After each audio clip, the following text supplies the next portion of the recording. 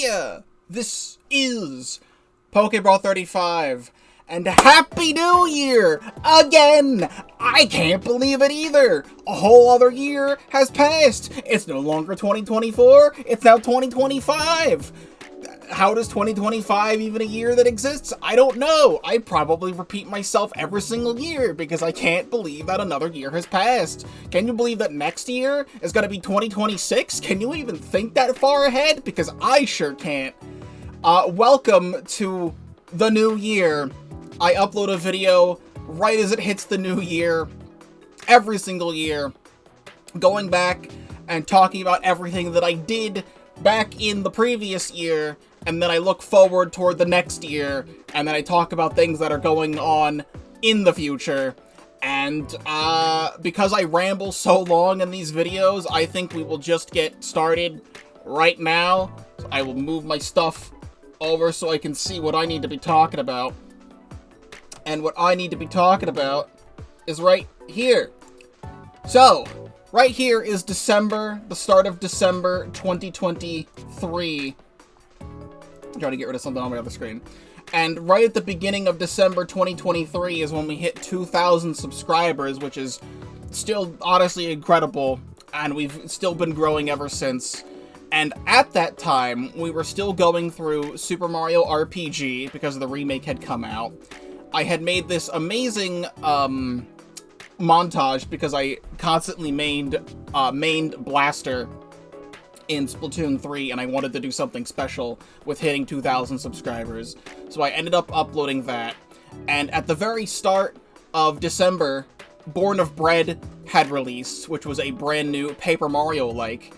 And we were going through Born of Bread and Super Mario RPG. I want to try and talk about some other things that are going on with the games instead of just like skimming over it, which would make me talk for an even longer period of time. But genuinely, the Born of Bread was a very nice surprise. There was a lot of stuff I enjoyed about Born of Bread, and a lot of stuff I did not enjoy about Born of Bread. I did think the combat in the game was very good, but it got to a point late in the game where there was just an obvious winner and you never really had to strategize. You just kind of did stuff. But we had finished Super Mario RPG, and a whole bunch of other stuff was going on. And then right here, right in the end or middle of December, we had returned to Pokemon Violet because we had the Indigo Disc DLC release. And we did a whole bunch of stuff with this. I think the timing with the Pokemon Violet DLC was pretty good. Also, Undertale Yellow had released, which was a highly anticipated Undertale fan game that I was looking forward to for literal years. And now this stuff is not loading when it should. If I reload the page, it's going to go all the way back to the most recent video, so it's actually kind of annoying that it's not loading them. Alright, I did in fact have to scroll all the way back down. Christmas had come for 2023, and Born of Bread was still going on. I think the timing of this was perfect because we were just getting to nearing like the climax of the story of Indigo Disc for Christmas, and then like doing the Terapagos stuff on my birthday when that got uploaded, and all this stuff here. And then here comes 2024. Here's the recap video for 2024. And we had finished Undertale Yellow, and I had previously done the updated version of Ribbit, and then I was going through Delta Traveler Section 3 at the very end of the year. And then we go into this year. So at the very, very start, we still had a couple more things to do left in the Indigo Disc. So I was still streaming that and doing that for the beginning of the year. I also suggest, if you watch the Born of Bread Let's Play, Born of Bread has a fantastic soundtrack, and I made this meme as like a fake Siva Gunner thing. I thought it was very funny, and you should check that out. Overall, with the Indigo Disc, I liked the conclusion to the whole Pokemon Violet story. And then as we were going through... Does it show up here? It shows up a little bit later. as we were finishing the story for the Indigo Disc, Pokemon had announced that they were doing like an epilogue event for like a mystery gift, and I thought that was really weird to do. But I also enjoyed that. Still going through Born of Bread, it's a shame that when Born of Bread came out, it was filled with a lot of bugs. The indie team was struggling to do a lot of stuff, and a lot of stuff did get patched early on, but there was still stuff that I could not take care of later in the game. Like, I typically like to 100% nearly every playthrough that I do on the channel. And Born of Bread, it was a struggle to 100% because it was bugged at the time. Right now that Born of Bread is like fully out and it's been out for over a year, it's been patched a couple times since I finished the Let's Play, and now it's like fully complete for the most part. There was some stuff talked about on the social media accounts for Born of Bread, saying that there was a whole extra area in the game that was cut. But I still like the game that we got. It was still very, very good. And the finale got uploaded right at the beginning of January. And I did a playthrough of Lunistis, which was a fantastic, like, short 3D platformer. I very much enjoyed that. At the beginning of every year, I like to start with a new Pikmin playthrough, and then Pikmin 216 had come out a few days beforehand. It came out, like, I think December 30th, and I was like, I'm doing so many things. There were so many things happening at the same time at the end of 2023, because we were finishing Super Mario RPG, and then going into Born of Bread, and then going into the Pokemon Violet DLC, and all that stuff was finishing, and I had to wait for all this stuff to be done. So Born of Bread finished, and the final episodes of Violet were going out at the same time that we were starting Pikmin 216. My memory is very hazy because this was a year ago, but I do remember really enjoying a lot of the aspects in Pikmin 216. What I look for in a Pikmin ROM hack is a lot of, like, new stuff. So it still reused Pikmin 2's overworlds in a different way. I believe there was a custom overworld. I'm trying to remember. But there was a lot of custom cave units, and lots of really good music, and all the treasures were really cool to go through and see. Yeah, there was a custom overworld at the very end of the game. Overall, I enjoyed Pikmin 216 a lot. Again, my memory is very hazy. This video here, Steven Universe Unleash the Light Episode 22. A few years back, I had streamed Unleash the Light and did a full playthrough of that. And then as I was going through the end of the game just kept getting updated again, so there was more stuff to do. And when the final thing had come out, I believe I streamed part of it on YouTube, and then I was streaming the rest of it on Twitch, and I saved all the streams for that. And I was at work, it was January 13th, I was at work, and I had an idea of, like, I don't have a video to upload for today. It's a Sunday. What do I do? And I'm like, oh shit, I never made this video that I promised I was gonna make. So 2 years later, I finally made the true finale video to Unleash the Light, which I'm very, very happy that I actually got around to doing that. More Pikmin 216 was going, and then we go into the epilogue of the Indigo Disc, which I still called it the Indigo Disc, even though we technically weren't even there anymore. It was the whole Pecharunt stuff. And the whole Mochi Pecharunt quest was very, very hilarious. And then I go through all the extra battles, and then I finally get around to Team Switched Underswap, because I was doing so many other Deltarune Undertale stuff at the time. Also here, I forgot this happened at the start of the year. I had finally achieved top 500 in X-Rank Tower Control, and actually, like, kept the X-Rank stuff. Okay, continued to load, very good. Yeah, and then the Starlight Isles had come out for Team Switch Underswap. If you somehow have not played or seen Team Switch Underswap, such a massive recommend. Everything that I played with Ribbit and Delta Traveler, Yeah, Ribbit, Delta Traveler, Undertale Yellow, Team Switch Underswap. Play all of those if you haven't. They're genuinely fantastic experiences. Starlight Isles came out on a day where I had to go to work, and I wanted to go through it. I was expecting it to be pretty short, and then it just kept going, and I just had to stop. So, like, 2 hours out of this 6-hour video was actually recorded, like, after the fact and not streamed. So it's like the boss fight at the end of Starlight Isles. You should, like, fully check that out. More Pikmin 216 and going into the end of January. And then we are finally finishing up Pokemon Violet True End right here at the end of January. And we were getting near the end of 216. And we also was doing PvZ2 Requiem. I forget when I first started that, but PvZ2 Requiem, I'm going on record, is probably one of my favorite PvZ2 mods. I just really liked the way it was balanced and how it was structured, because it was only like a handful of levels per world. It didn't overstay. None of the worlds overstayed their welcome. I enjoy going through that. And then we have the challenge mode for Pikmin 216, which is not anything too incredibly special, but there was some custom stuff in there that I enjoyed. I got a random idea, because the Mario vs. Donkey Kong remake was coming out very, very soon, and I was like, what's something I can play to lead up to that? Mini Mario and Friends Amiibo Challenge is the $120 free Mario game, and it's actually really good.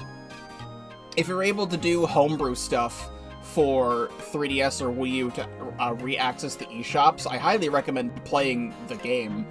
What it was is that it was a free-to-download Mario vs. Donkey Kong, like, minis experience, but every single amiibo that was compatible with the game unlocked, like, 4 levels exclusive to that amiibo. So I did 100% this game, except I still don't have Diddy Kong.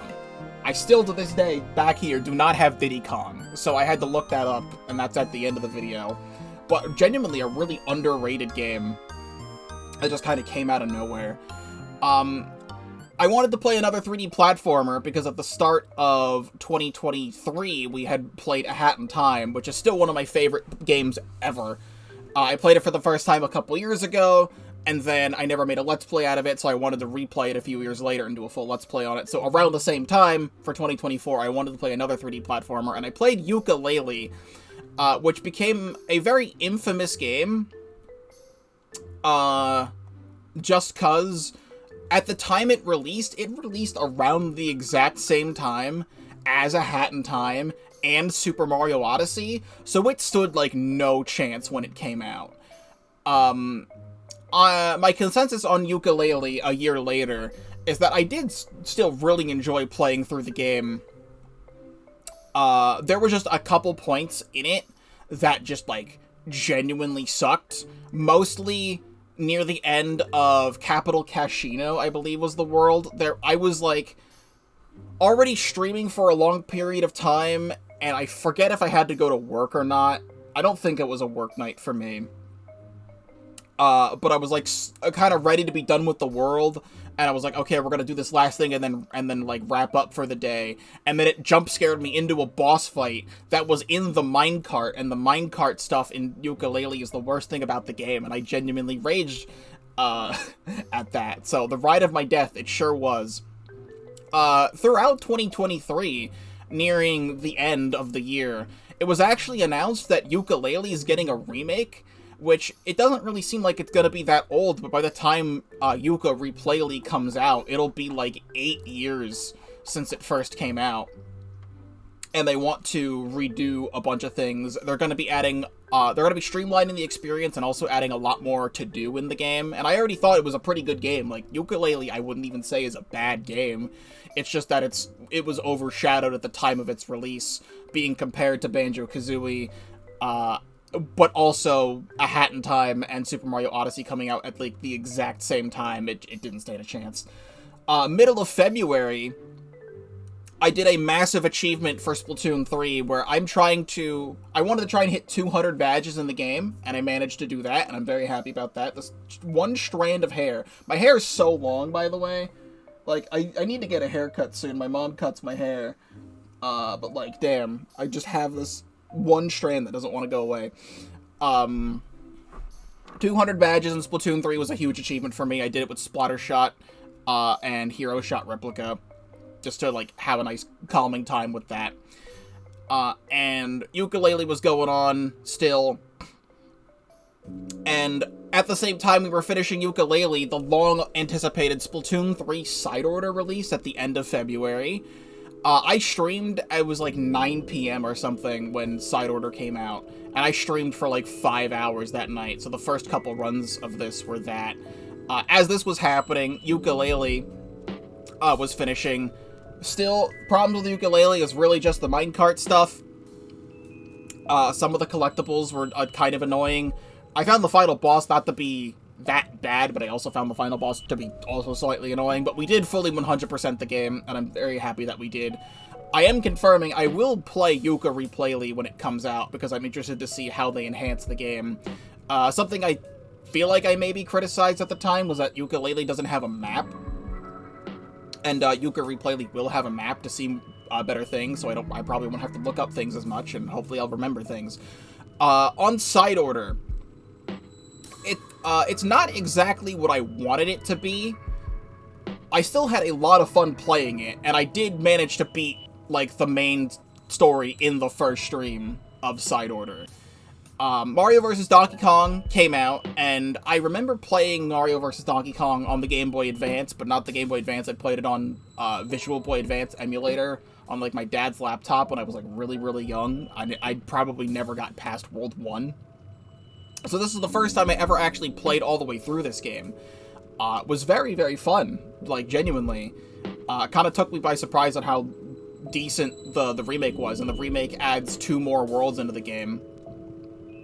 And then I also did a lot of the extra stuff, because once you finish the game, it unlocks, like, a whole, like, second part of the game, and I managed to do that. It was a lot longer than I thought it would be. So that was a really good remake. I still really wish it wasn't $50 for an enhanced version of a Game Boy Advance game. Should have been $30. Nintendo will never do that, though. They only ever did it with Metroid Prime Remastered, and I never got Metroid Prime Remastered at $40 because I was already doing Metroid Prime Trilogy, which I bought for $20 on the Wii U. But being a big fan of roguelikes, like The Binding of Isaac, Enter the Gungeon, etc., and Hades, this did scratch the itch for a Splatoon roguelike. It genuinely was fun to play through. I do wish it wasn't as short as it was, because you finish the game. I finished the game on episode 4. It kept going because there's more stuff to unlock where you have to reach the top of the Spire of Order with every weapon. And some of these took multiple runs to do, but not too many. Like I die in the first couple episodes because I'm, like, getting used to it. And then once I get used to it, I kind of just steamroll through the rest of it. We did reach 999 EVP on Cemented Smokeyard, and more Splatoon 3 seasons were happening. And as side order was going on, I decided to start the next Let's Play on the channel, which was Pokemon Infinite Fusion. I had my eye on Infinite Fusion. It became really popular. I don't know how long Infinite Fusion was going on for, but I first found out about it in January of 2023. And I was busy doing other stuff back then, so I never got around to it. And I'm like, I have to play this. It was genuinely, out of everything we've played in 2024, Infinite Fusion, it's very close to being my favorite Let's Play I did during the year. Because it still was Kanto in, like a fire red and leaf green type of Kanto. But I played on, like, the full randomizer mode, so every single trainer had random Pokemon and random fusions, and I was running into random Pokemon and random fusions, and I was just having so much fun just finding things and crafting a team. Like, it's genuinely, like, a near-perfect game, and Infinite Fusion is still getting updated. I don't know if I'll return to Infinite Fusion, because there was a couple stuff in the game that I never did. Excuse me. There was a couple stuff in the game that I never did, namely a couple late-game side quests, but it didn't really make sense to do them, because it makes sense to do them in the main game, but I had the randomizer turned on. But genuinely, also I uploaded a bunch of shorts, because, like, I was seeing a lot of shorts of Actually, I can go here because this isn't loading. I can go to the shorts. Go back. Like, all these shorts for Infinite Fusion, like, they popped off and definitely helped, get more eyes on the channel. Some of these shorts, it was one of them in particular. I can't remember which one. It was closer to, like, the end of the series. It was this one. I don't know why this one popped off. Like, nearly 10K for a short is, like, really good. This was just a thing where I found, like, I think it was a Jevil-themed fusion. And I didn't even think this short was that good, and I was considering not even uploading it. And then I think it became the most popular short in terms of Pokemon Infinite Fusion. So that was something. Side Order had completed, and around this time, I was going through, like, a mental struggle. I don't want to get too into it, and you can watch this video to hear me talk about it if you want. But there was a lot of stuff that the game goes on about order and chaos and stuff, and I have a lot to say about that, so if you hadn't seen this, I recommend watching it. There's actually a video I uploaded later, where it was an April Fool's video, because I didn't really have anything to upload on April Fool's. I tried to make it like, I have a very serious announcement to make, and I tried to clickbait it as much as I could, just for an April Fool's thing. I don't normally do that. But it's the section at the end of Side Order where I talk about all that stuff, uploaded separately. So playing through Side Order was a fun experience, and it did mean something to me. But Infinite Fusion goes on, and the Eeltail Alley Big Run happens. I have nothing to say about that. Throughout all these different Splatoon 3 things that are getting uploaded, I'm like kind of skimming over them. But most of the Splatoon 3 videos I upload in 2024, I wanted them to actually, like, be something. Instead of just being... Oh, I didn't talk about the thing at the end here. Instead of just being, like, a video where I'm just playing a weapon, I want to actually do something. So once I hit 200 badges, Side Order implemented so many more badges into the game. So it kind of inflated the badge count. So I'm like, okay, I want to start going for 300 badges. So this video in particular was getting, I think it's 180 wins with the Tenna Missiles and Crab Tank. So pretty much every single video for Splatoon 3 throughout the year, in terms of like ranked highlights, was hitting 3 stars with a weapon to get the weapon sticker for it, or hitting 4 stars with a weapon and getting the badge for it, or like going for other types of badges. I decided in mid-March to play through Okami HD on the channel, and Okami is one of my favorite games ever. It's not like in my top 20, but it's definitely in the top 50 of my favorite games ever. I played it for the first time a couple years ago, like a hat in time, and I never did a Let's Play on it, so I decided finally it's time to go back and play Okami again. It was one of the more underperforming things on the channel during the year, but I genuinely don't care about that. As long as a video has 1 view on it, it's fine. Someone watched it, someone had a good time, and that's what it's there for. If you want to watch Okami, you have a more reason to watch Okami now. The Game Awards happened a few weeks ago, and it was announced that we're going to be getting a new Okami sequel at some point in the next couple years. I think it like just started development, so it's going to be a while before it happens. But if you want to catch up on the story, play Okami. It's been on sale for like $5 recently with the announcement of the sequel, or you can watch my Let's Play, because this wasn't a 100% playthrough. I did not 100% the game when it first released, or not when it first released, but when I first played it a few years ago. So I did 100% for this playthrough, and I enjoyed nearly every moment of the game. Gimmico was something that was on my radar because it was made by the same people who made Undertale 2, which is a hilarious game I also played a few years ago. This is a great, like, twin-stick roguelike. It's only a demo at the moment, but I will be playing the full game once it releases. Right here, in late March, I decided to do a change with how I do thumbnails, because how I did, like, stuff for, like, Splatoon 3, you can see I have the red text, and this got me thinking of, like, I like having the red and it's like red and orange text because I'd say it's more eye-popping. I kind of just did it because people would put like red text in thumbnails for like having it be an eye-catching thing. Like there's a reason why like McDonald's, for example, is like red and yellow because they're such bright colors and they're eye-catching. So I was like, okay, I'm gonna do a similar thing. I'm gonna do like a big like red and orange combo, and it's gonna stick out and stuff. But I realized as I was doing this that this thumbnail had yellow ink in it, and you kind of just can't really see what it says. So I made a decision. I put out a community poll, and sometimes I do this other color. So now I've just been doing this in the Splatoon 3 thumbnails ever since, because you could definitely see this a lot brighter as like a it's like a teal turquoise kind of thing. So I've been doing that ever since, and Infinite Fusion continues to go on throughout March, and Okami goes through.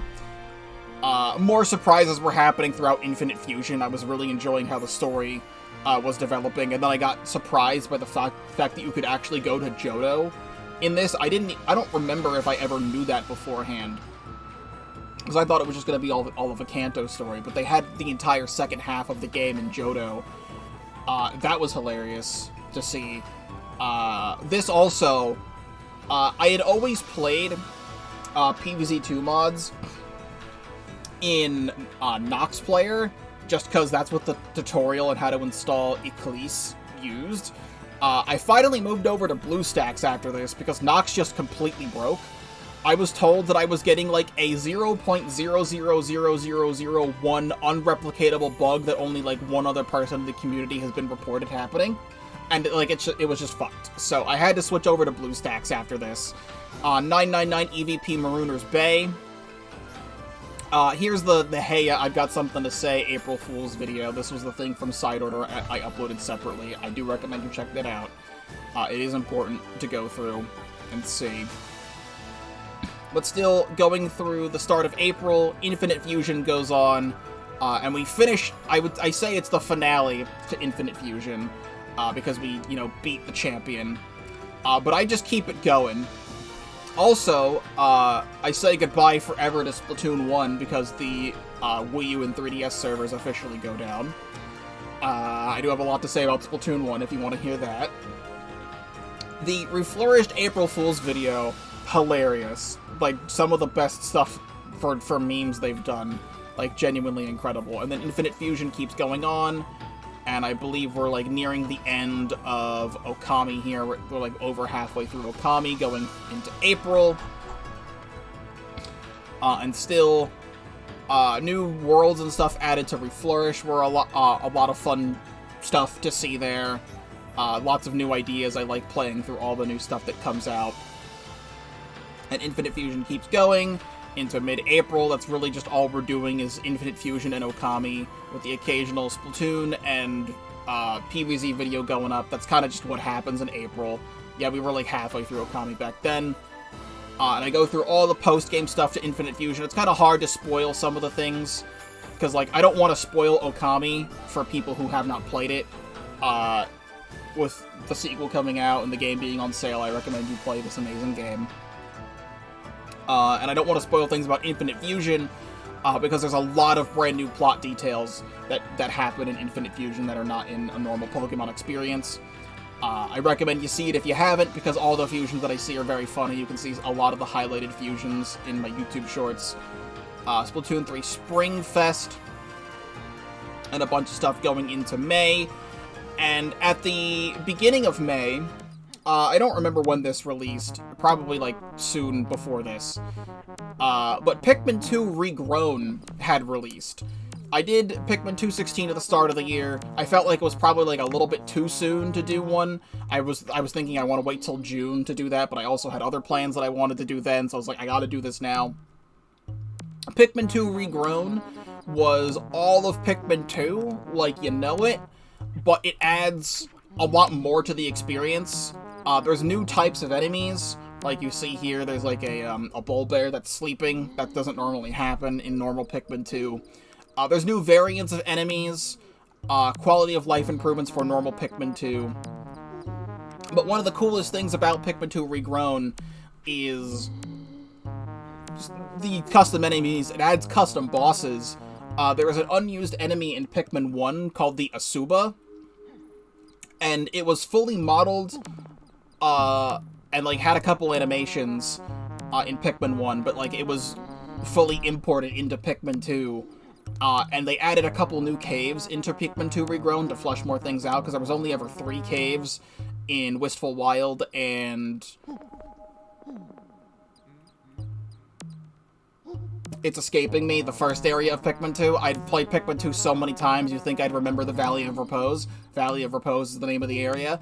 The extra cave in Valley of Repose has the Asuba in it. And that was incredible to see. And then we finish Okami at the middle of May. Big achievement for me is that I finally hit my first 5-star weapon in Splatoon 3, being Blaster, after I mained it for so long, just doing all the funny things with Quick Super Jump. I was just like, I have to start 5-starring this thing, so I was grinding and grinding and grinding, and I hit it as my first ever 5-star weapon. Excuse me.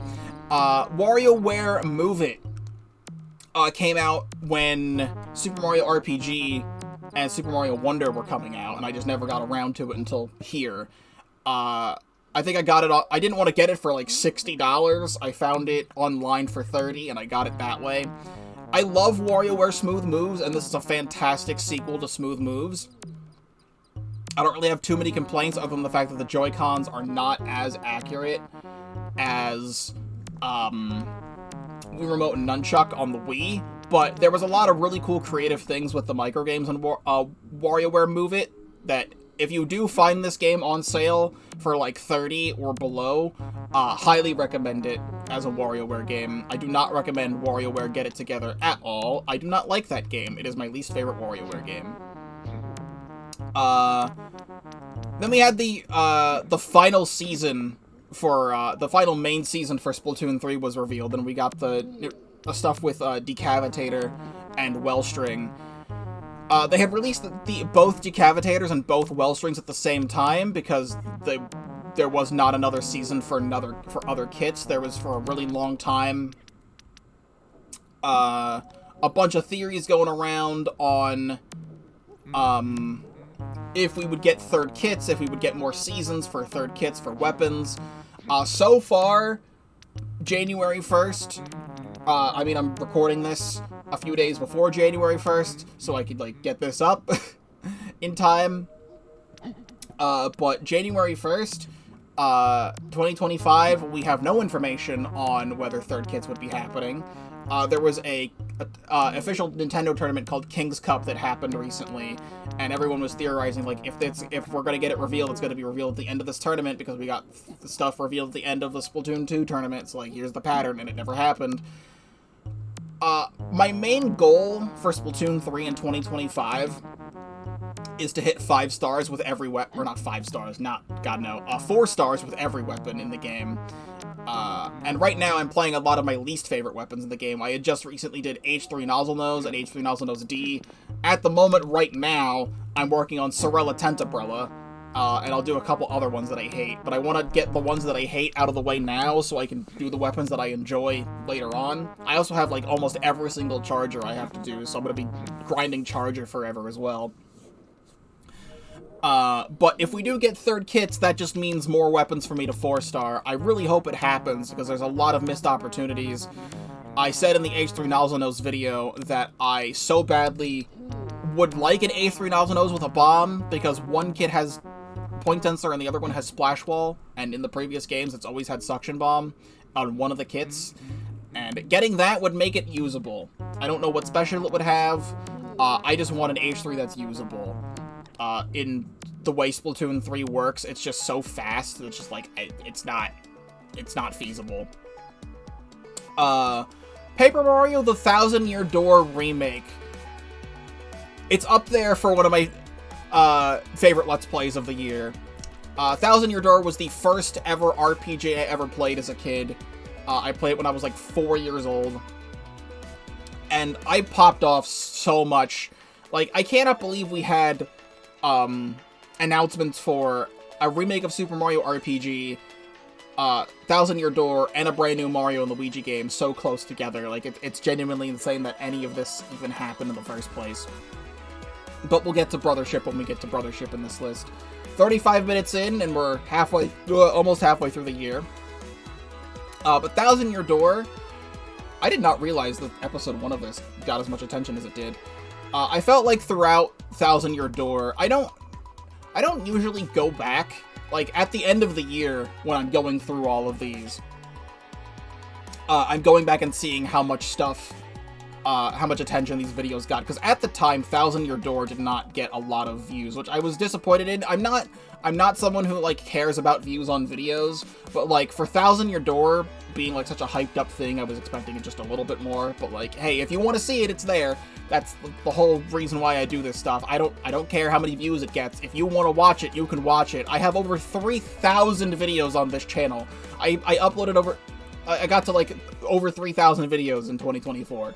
So, if you don't want to watch Thousand Year Door, I have, like, 50 plus other Let's Plays you could be watching instead, and they're all finished, and you can just binge watch them all. So, that's that.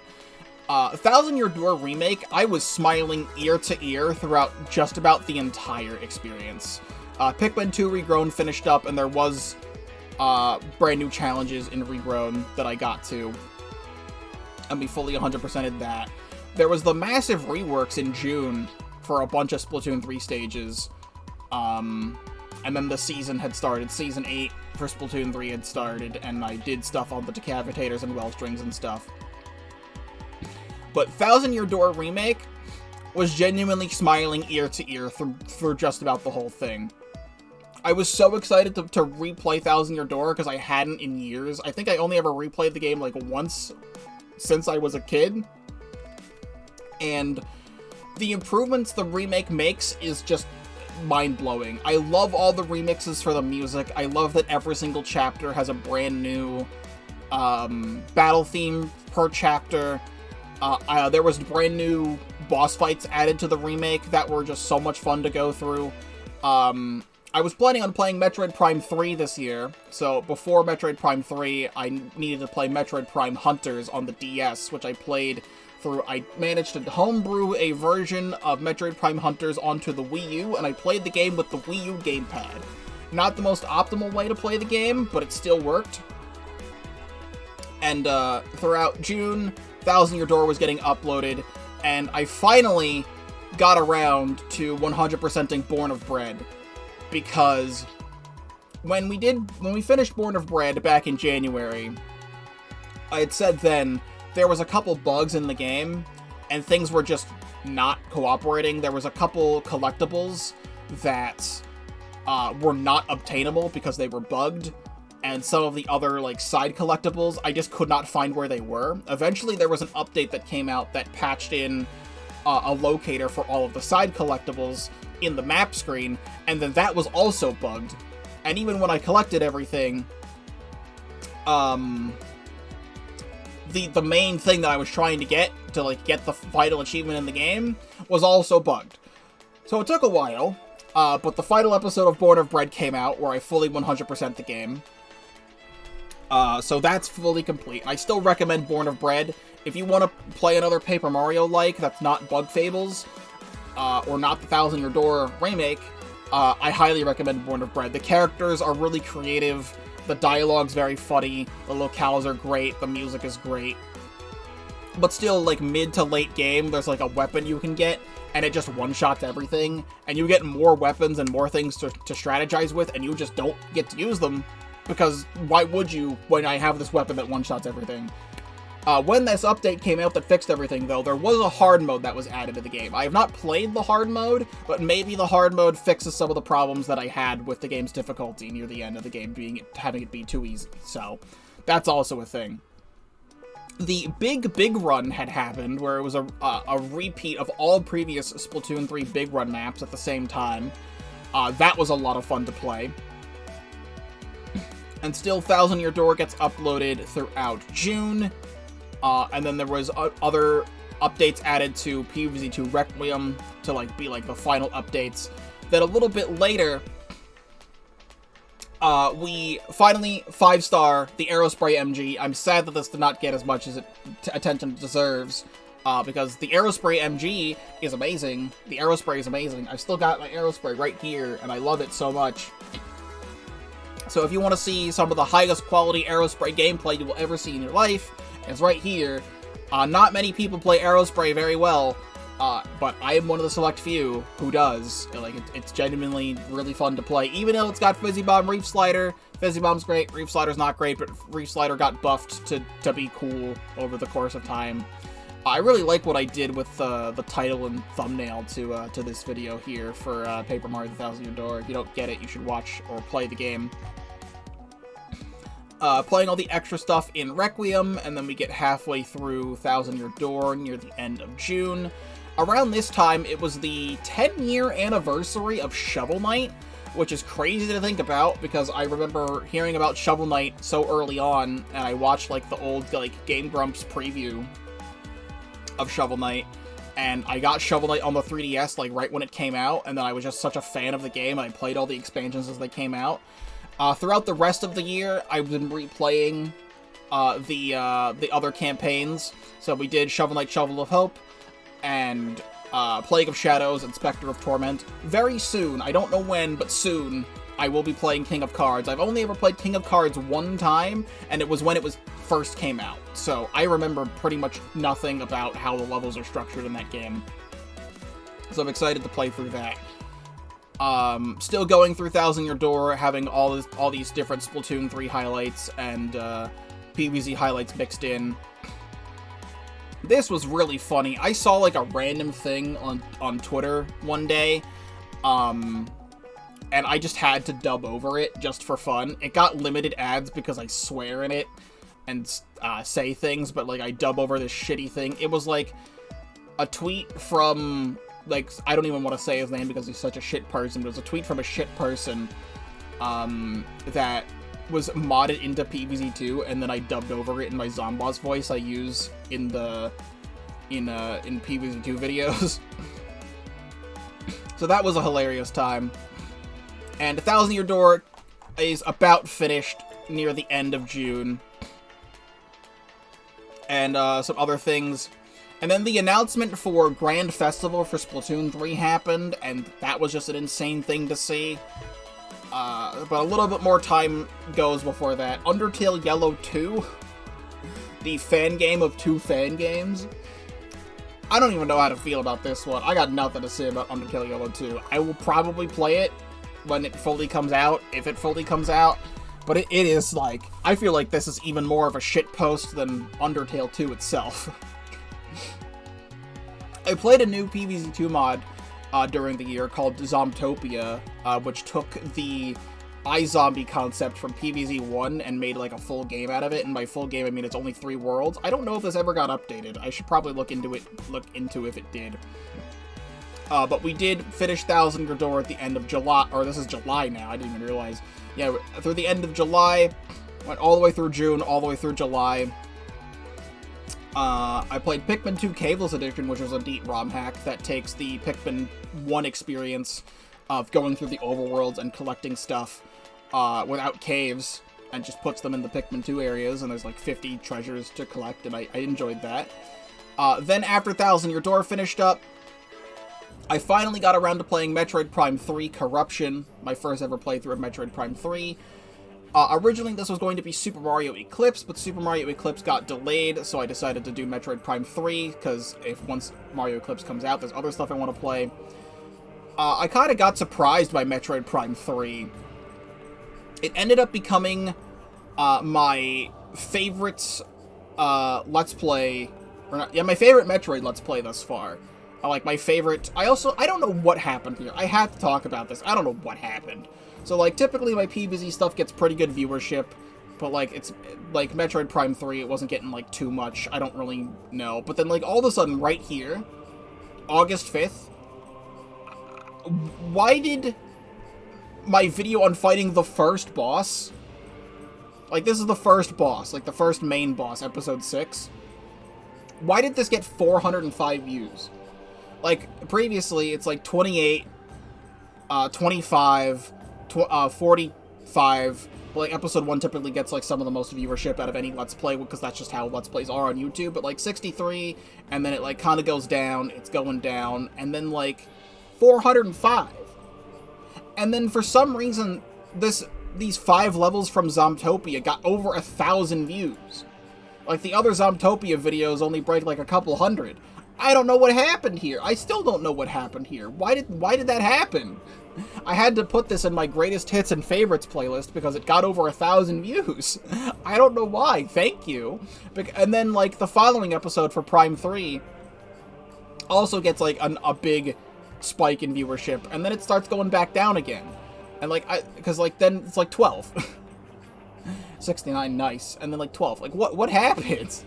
Why right here specifically? Is this, like, such an important part of the game that people really like? As Metroid fans? Or was it just, like, a random coincidence in the YouTube algorithm? I don't know. But Prime 3, Metroid games, I have enjoyed playing them. It's been out of my comfort zone for games that I typically play.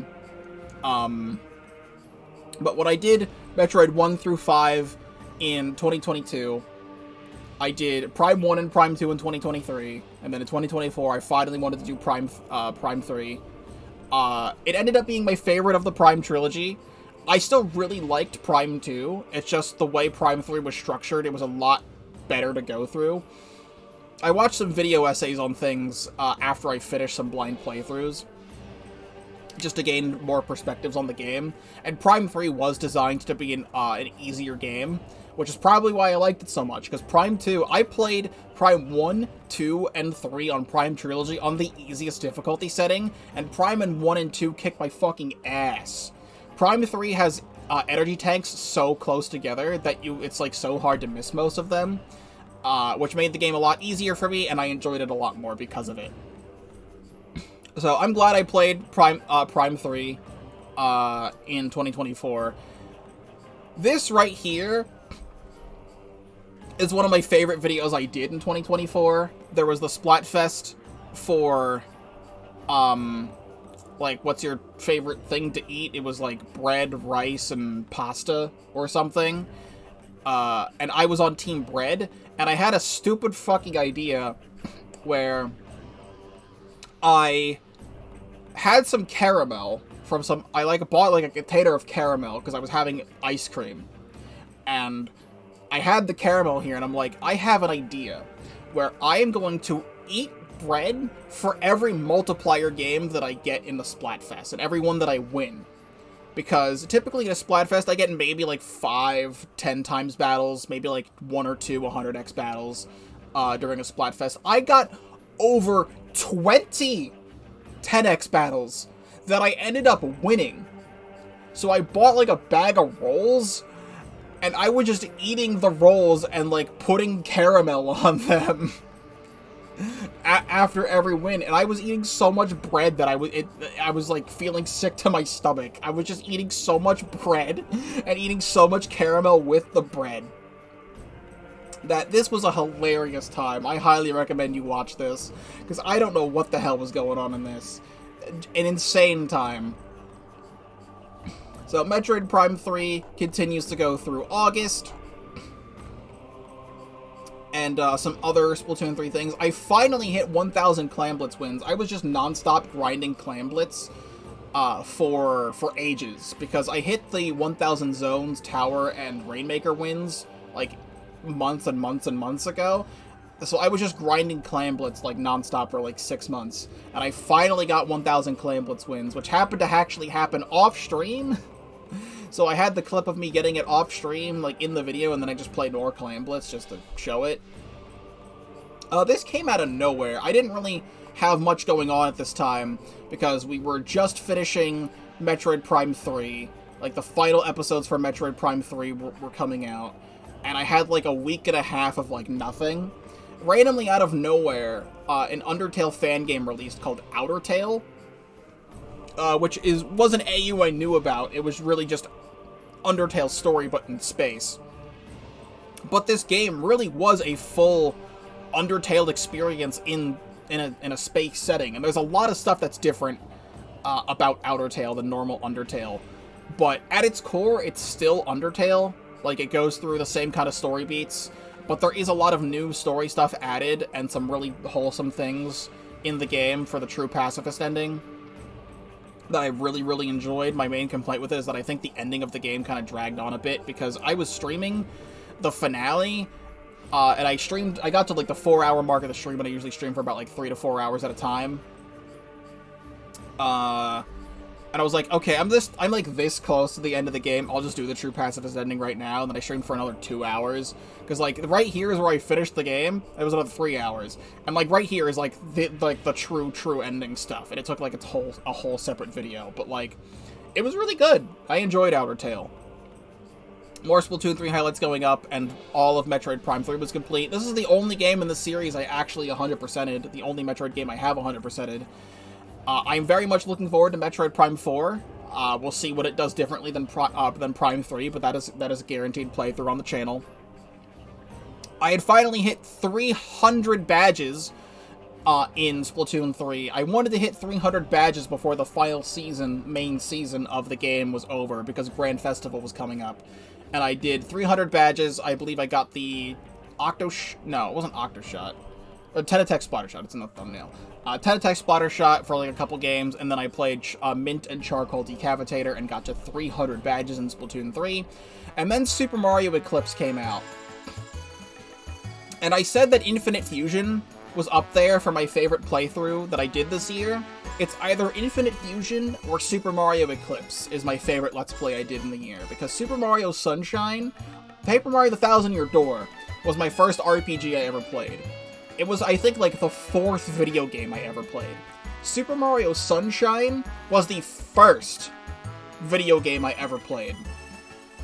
So, I have so many fond memories with Mario Sunshine, and the fact that there was a mod in development that I've known about for a while that fully refurbished the Mario Sunshine experience and added 120 new Shine Sprites into the game with brand new areas just floored me. I also was, like, smiling ear to ear for most of this playthrough as well.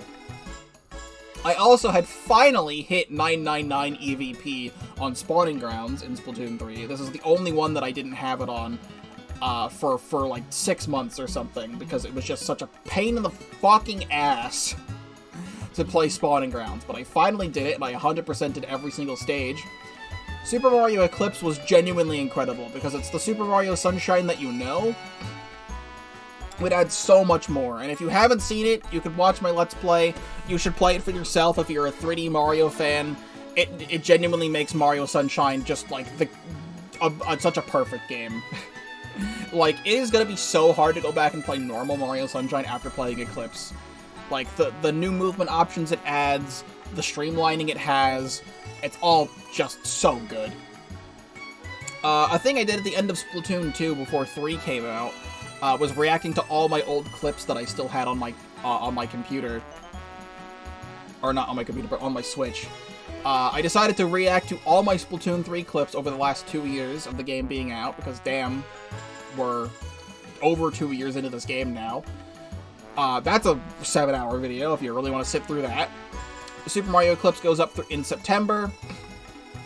Then we have the Grand Big Run, which was absolutely insane to see how they had a brand new custom stage for this. Of the Salmonids are taking over the Grand Festival area, and you have to fight them back. There was new music for it. The stage was really fun. I really enjoyed the Grand Big Run. Grand Festival is some of my favorite things that I did in the entirety of the year, alongside Mario Eclipse. A massive Splatfest that is in a brand new area, which takes place in the starting area of Splatoon 3 in the tutorial. Squid Sisters, Off the Hook, and Deep Cut are all performing, and there's increased chances to get multiplayer games throughout the entire event. I played with my closest friends and chat members in the chat from the streams, and it was just so good. Grand Festival was such an unforgettable time, and hearing 3 wishes in-game was such an emotional experience. And at the very, very end, it was like 1 hour before the event ended. I got my first ever 333 times battle in Splatoon 3. And just goddamn, absolutely insane time. If you know what happens in the battle, do I win, do I lose, go watch it for yourself. Also, the Grand Festival montage, I'm also going to look back on this fondly. Just the whole Grand Festival thing was just so incredible. And the fact that you can go back and, with an amiibo, and go back to the Grand Festival grounds and listen to all the concerts again. I cannot believe they, like, all the concerts, in-person concerts for Splatoon, have had remixed versions of all of the songs from the idol groups. And then they actually made them, like, canon in the game. They, like, refurbished the concert versions of all the songs and had all the groups perform it. So, it's unfortunate that Team Present lost. I was on Team Present and Team Past won, but it doesn't matter to me that the event was just incredible. So, Super Mario Eclipse, right here is like the main end of the game, but then the game keeps going with even more brand new stuff. Also, we're nearing an hour into this, and we're only at September. I still have a lot more to say. So this is gonna be, once again, the longest one of these videos by far. Oh well. Super Mario Eclipse, it had like such an extensive post-game, like after you beat Bowser in Corona Mountain, it just unlocks even more stuff. Repick 3 Deluxe was a really cool demo. I will play the full thing once it comes out. I think Tongwa said he wanted it to come out now. Yeah, that didn't really happen, but I will play this once it does come out. The Legend of Zelda Echoes of Wisdom was a really big surprise. It's probably... I don't play a lot of the 2D Zelda games, but it was a really good surprise. I loved the whole echo mechanic of copying enemies and objects to solve puzzles. Some people really don't like the open-endedness and would rather have, like, finely tuned dungeons, but, like, Zelda dungeons have actually been my least favorite part of Zelda games. It's what prevented me from getting through a lot of the other games when I played them when I was younger. I never got through Forsaken Fortress at the very beginning of Wind Waker until I played more Wind Waker eventually, and then I did get through it, and then I don't remember if I ever beat Dragon Roost Island. I never beat the Forest Temple at the start of Twilight Princess. I never got past the first time you go to Eldin and Skyward Sword. Like, well, I say it in this, the only Zelda games I've beaten is Ocarina of Time 3D, Minish Cap, A Link Between Worlds, which I really, really loved, Breath of the Wild, Tears of the Kingdom, and Echoes of Wisdom are the only Zelda games I've actually gone all the way through. I do know all the lore, and I've seen plenty of playthroughs of the other Zelda games, but Echoes of Wisdom was genuinely a really good time to play through. In terms of top-down games, I'd have to replay Minish Cap at some point. I've only ever played through Minish Cap once to solidify my thoughts on Minish Cap. Here's more Shovel Knight. I'm running out of things to say. It was just fun to play through. Not too many complaints with the story. I've been talking for an hour and haven't taken a drink of water, so I should, like, do that.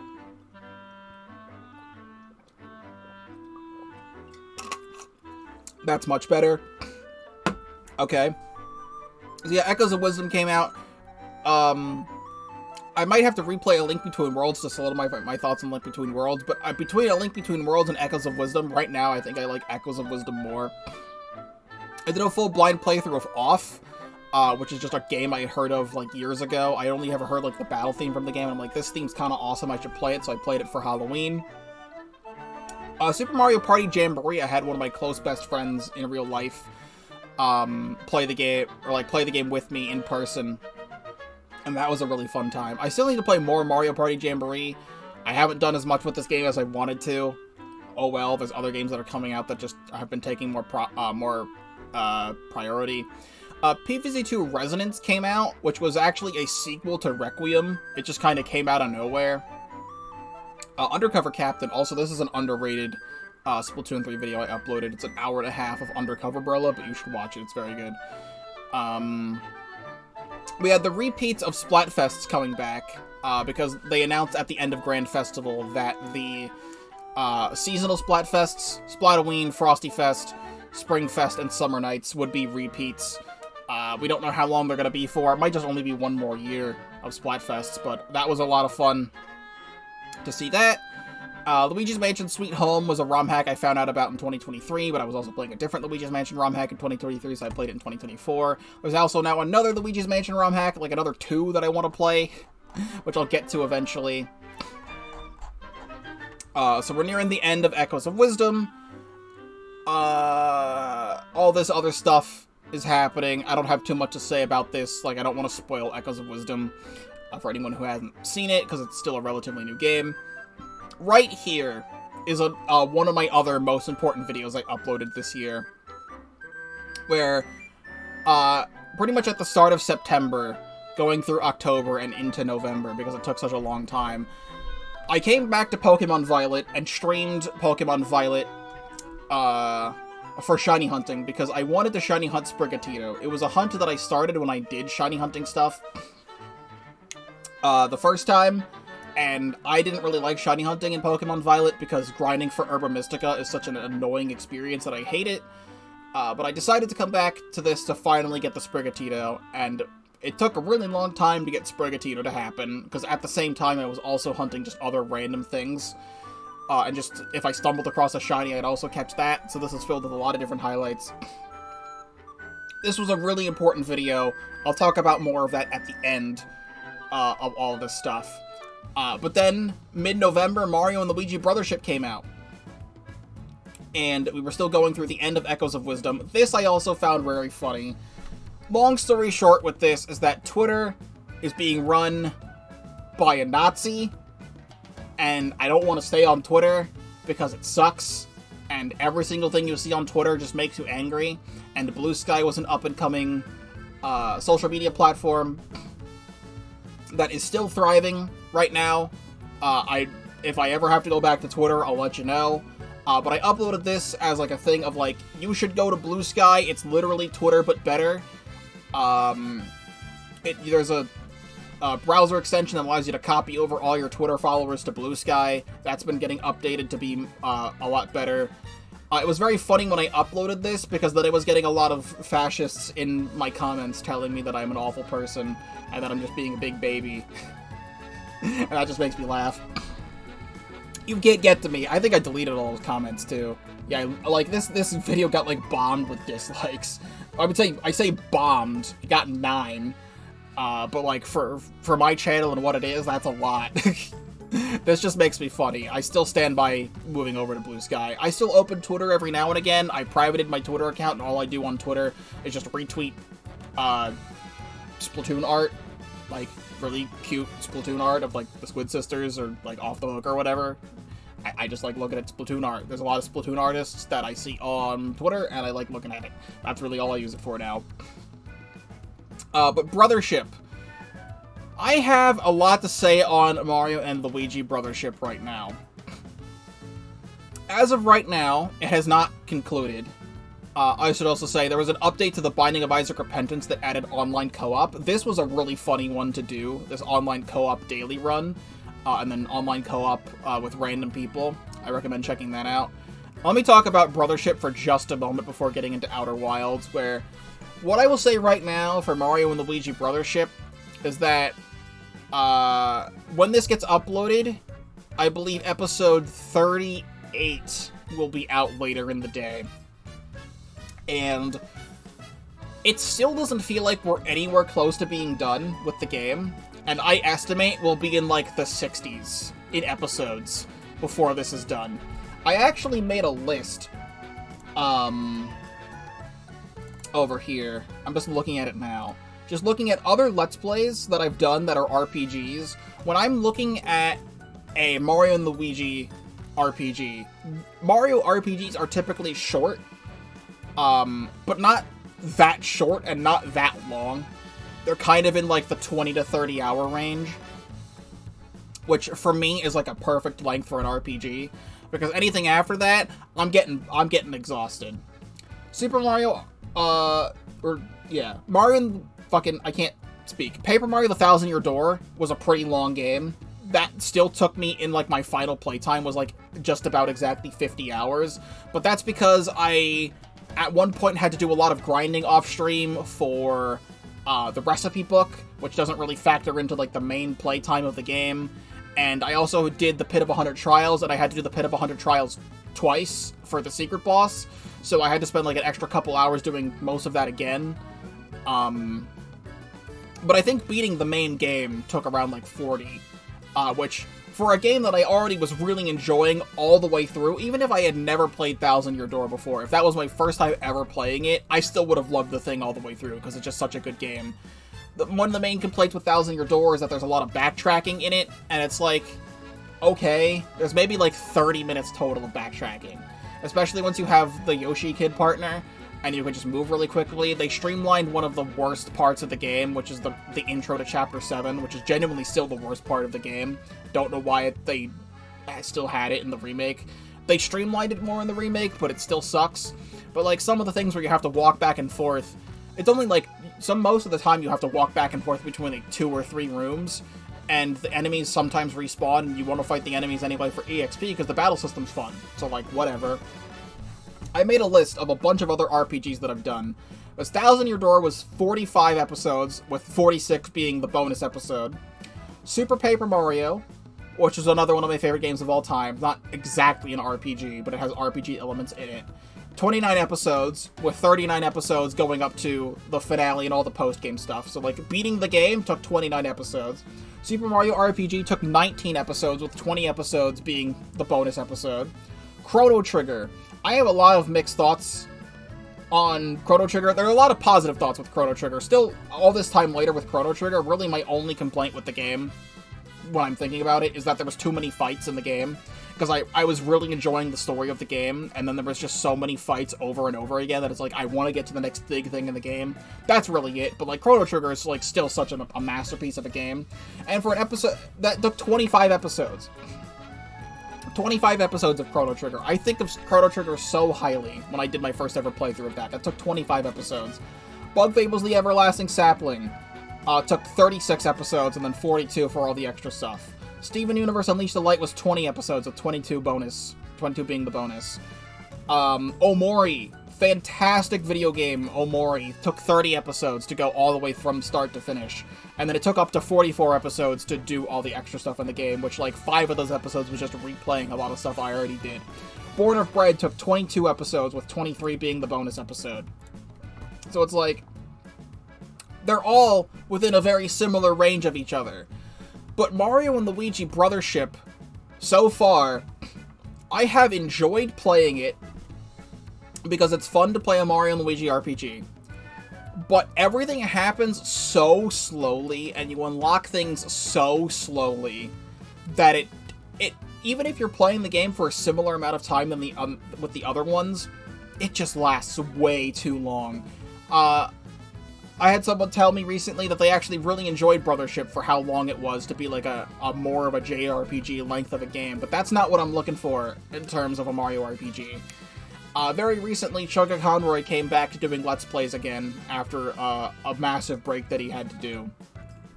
And he was doing Bowser's Inside Story. And, like, the main Bowser's Inside Story playthrough, he's uploading bonus episodes now, but the main Bowser's Inside Story playthrough took 48 episodes. But that's because he structures his episodes a lot differently than I do. I like to make my episodes between, like, 30 to 50 minutes. Sometimes, like, I try and have them at the 40-minute range, if possible.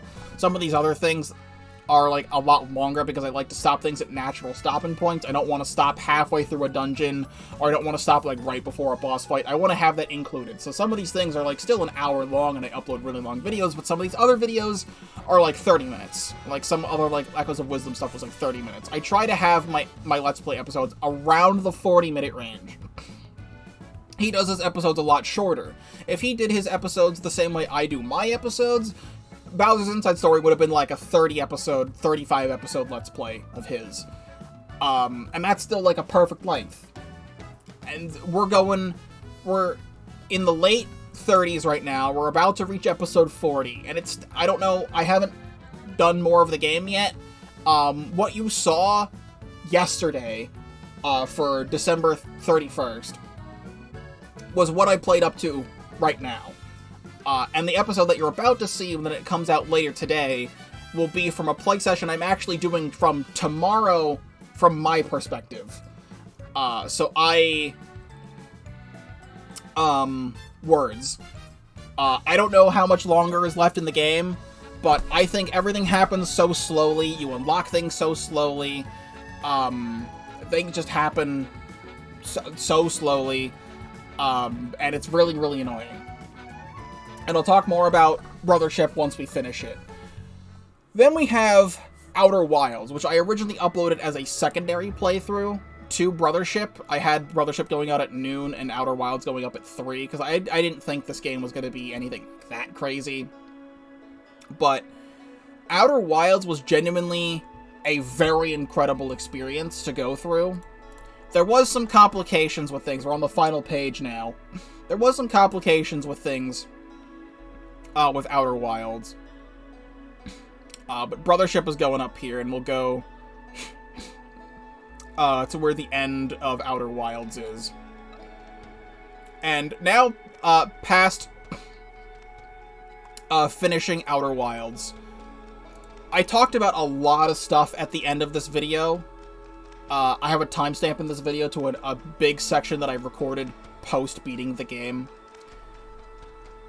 I think it's very funny that Mario and Luigi Brothership and Outer Wilds have kind of a similar theme of connection. And Outer Wilds does it so well and Brothership does it so poorly. That just kind of is how it is. I don't want to spoil anything about Outer Wilds for anyone who has not played Outer Wilds, but it was a fantastic game that I genuinely enjoyed start to finish. There were some points in the game about halfway through the playthrough where I said my enjoyment of the game was diminishing, but that's because I was kind of stuck in the progression of the game. And this is a game that you should play completely blind, or you could watch my playthrough completely blind. People who watch the Outer Wilds videos would typically watch them after beating the game yourself, and this is a game I genuinely recommend. I would not say it is my favorite Let's Play that I did during the year. I'd still probably go to Super Mario Eclipse. But out of every other game that I did in the year, Infinite Fusion and Okami and all the other stuff, this was still a fantastic game. The game is not done. I will be playing the second part of the game, which is the DLC that came out a few years later called Echoes of the Eye. But Outer Wilds itself was a very good game. I do have a lot of criticisms of it, but I still enjoyed it all the way through. And then we get to the end, because all of a sudden, now it's December 25th, and it's Christmas, and Christmas happens, and all these other things happen, and from my perspective, we're done. That's it. So you might be seeing here, I already have this scheduled and ready to go. The next Let's Play on the channel, if you're somehow not aware, is Pikmin 269DX. Episode 1 will be going out later today. This will be going up alongside Brothership until either this or Brothership is complete. And after that, then I will return to Outer Wilds to do the Echoes of the Eye DLC stuff. And apparently Echoes of the Eye is so long that it's like it's its own game within Outer Wilds, and I already spent like 30 hours on Outer Wilds. So I'm really interested to see where the hell that's gonna go. Pikmin 269DX is an updated version of Pikmin 269, which I played early in 2023. It adds a lot of quality of life improvements, new stuff to collect, etc. And I've already done the first stream of Pikmin 269DX, and I probably have already like 5 or 6 episodes out of the first stream of it. So that will be going up alongside Brothership, and that's that. There we go. Now I can actually finally go back to here and speak again. I've been recording for an hour and 15 minutes, and we're gonna go way over what the previous video that I did last year was. So now, we're at the point where I talk about 2025. Pikmin 269DX is happening. That'll go up, like I said. Outer Wilds Echoes of the Eye will be the other next thing that I do. Sometime within the next 3 months is when the next Nintendo console is going to be revealed. The Switch 2 will be officially revealed. There's been a lot of leaks related to the Switch 2 recently, and I think we already know exactly what it looks like. But whatever comes out for Switch 2, if it's a cool game, I will be doing a Let's Play on that. Metroid Prime 4 is guaranteed to come out this year. Pokemon Legends ZA is guaranteed to come out this year unless it gets delayed. So there's 2 other games that I'm guaranteed to do on the channel. I had things that I meant to remember, and then I forgot. I have stuff in my Steam library that I'm interested in playing during the year, and that I hope that I get to. I bought this on the recent winter Steam sale, Da Blob. Will I play Da Blob this year? I've never played Da Blob, but it was a game that I saw on the Wii growing up that I never played, but it's a game about painting stuff, and it looks kind of cool. It looked like a 3D platforming paint thing, and I play Splatoon, so that looks like something interesting. I would like to hopefully maybe get to that. Other stuff. I have other things in my long plays list that I really want to get to that I don't know when I will. I don't want to spoil most of that stuff. But also I want to play Yooka-Laylee in the Impossible Lair. I played Yooka-Laylee last year, so I want to play the Donkey Kong Country-like before Yooka-Laylee comes out. I don't know if it's confirmed that Yooka-Laylee will come out in 2025. I don't know. But that might be something I also do in the year.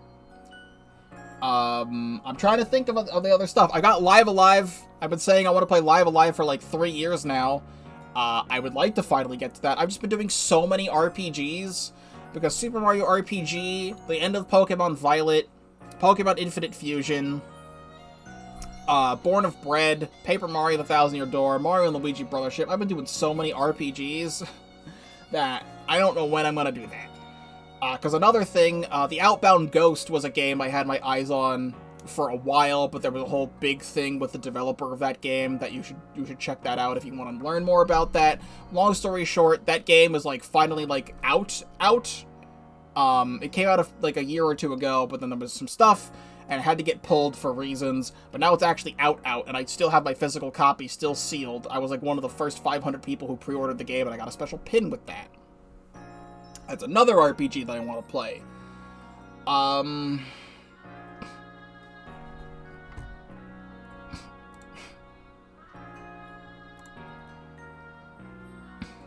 also, I talk about this at the beginning of Pikmin 269 DX, but I will talk about it here. There is a brand new Pikmin 2 ROM hack that actually just came out. It is the long-anticipated Pikmin Squared by PikHacker that is originally supposed to take the entirety of Pikmin 1 and port it into Pikmin 2 with all the quality of life things that Pikmin 2 has. And it also has its own separate campaign, original campaign featuring Louie. And that looks incredible, and I've been waiting for it for years.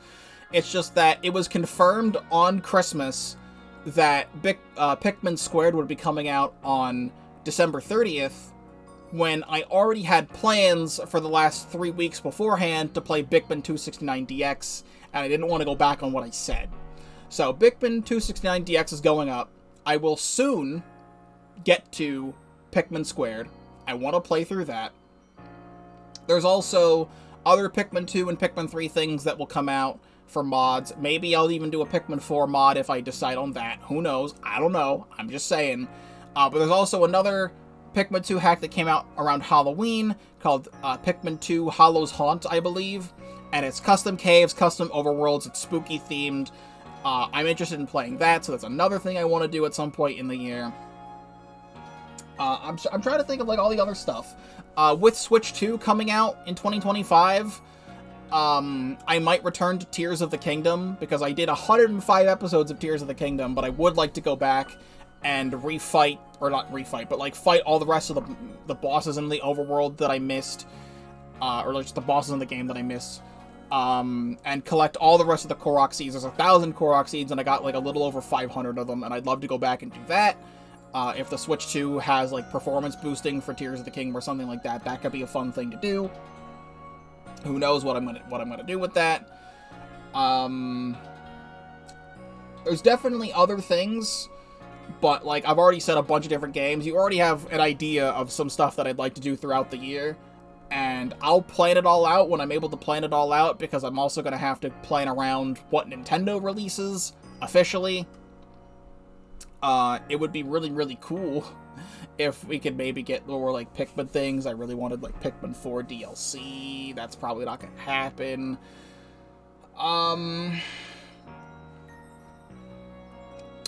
There's definitely more things that I could speak upon for what I want to do in 2025, but I've said several of the games that I'm going to do.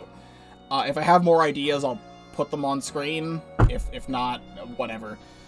But I will still be streaming Splatoon 3 throughout the year. We'll see if third kits happen. I'm pretty sure we're probably not going to get a new Splatoon game till maybe like another like 2 years from now. So I'll still be streaming Splatoon 3. I want to get all of the 4-star badges on every weapon. I want a 5-star some of my other mains being Blah Blobber Deco, Sploosh-O-Matic, and 96 Deco. I want to get 5 stars on those.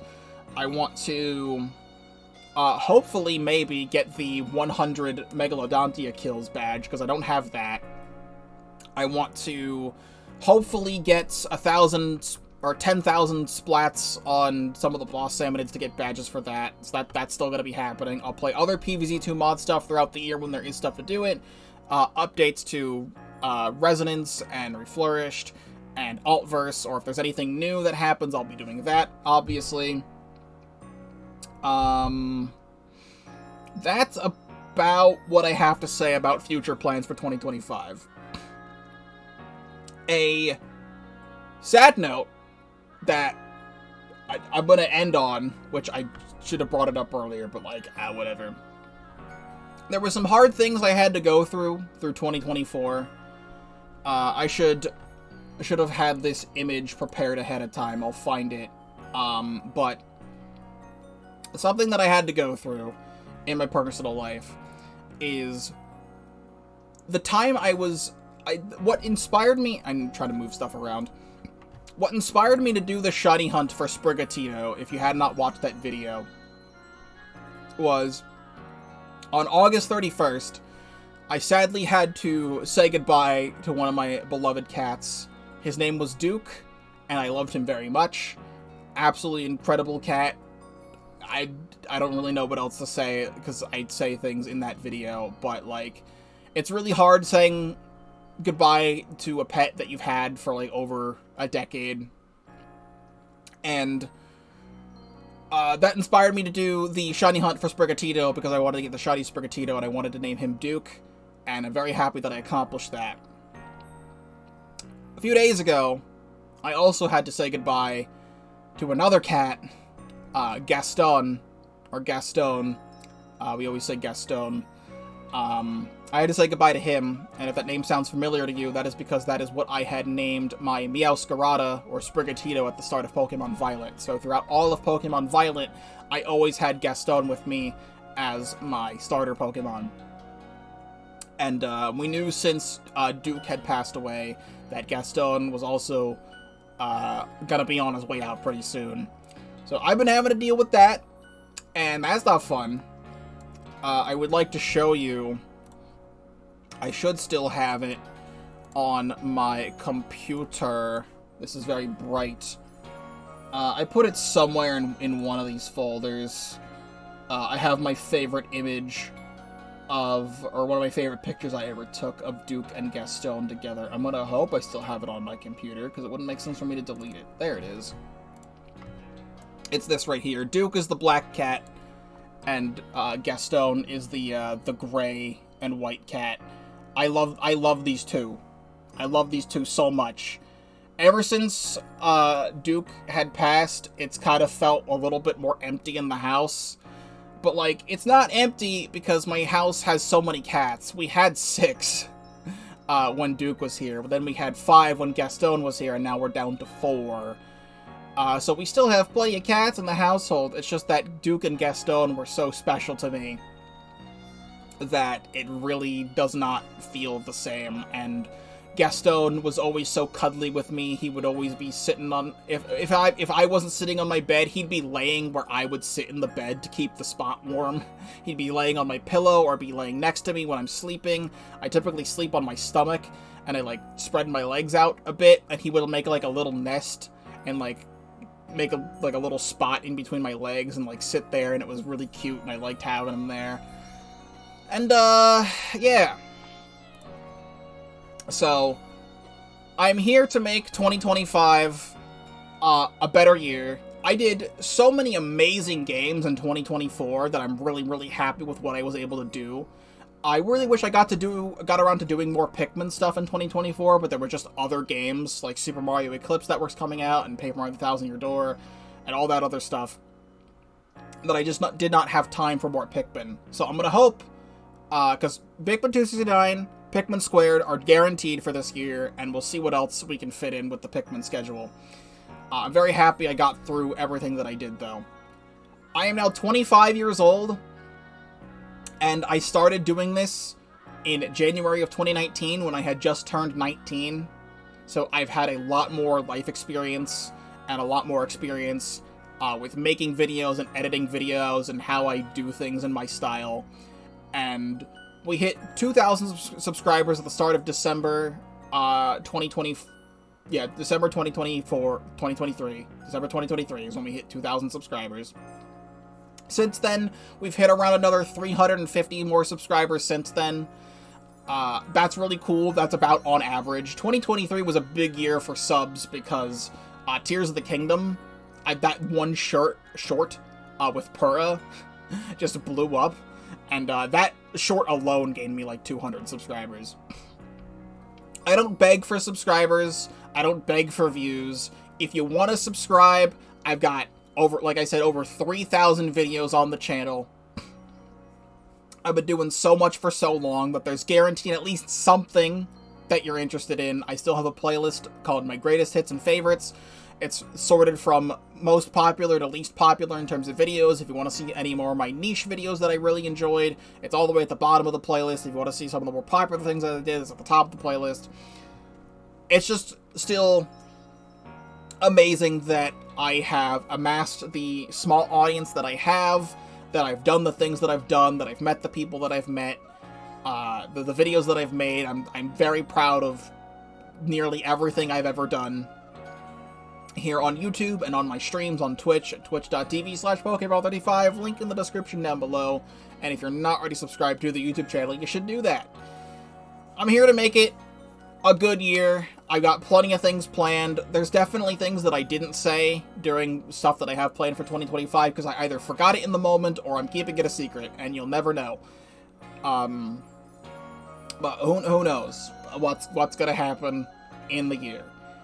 I have now been doing this for 5 years. Some people might even just do stuff for 5 years and then quit. Some people, it feels weird for them to be doing YouTube and streaming for like 10 years. But I don't plan on stopping anytime soon.